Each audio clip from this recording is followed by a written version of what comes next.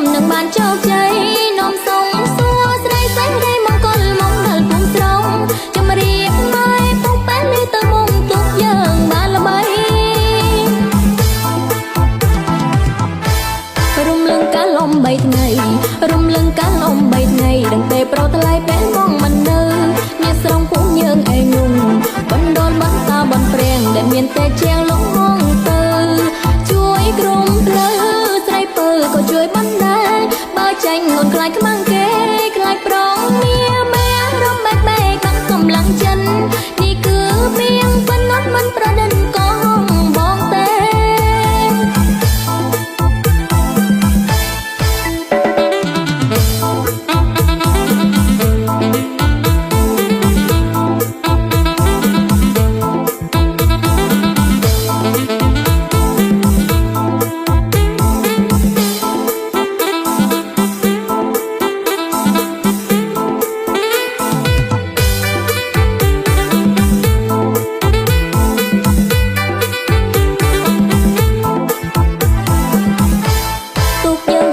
វិញហើយទុកយើងវិលមកវិញហើយបងប្អូនអើយច្រៀងរមអ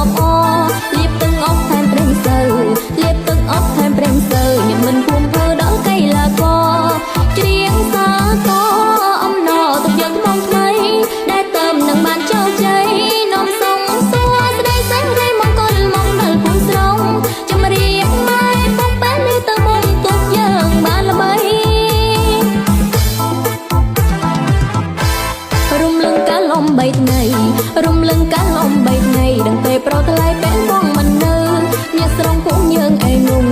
បណ្ដុលបន្តាបន្ព្រាំងដែលមានតែជាង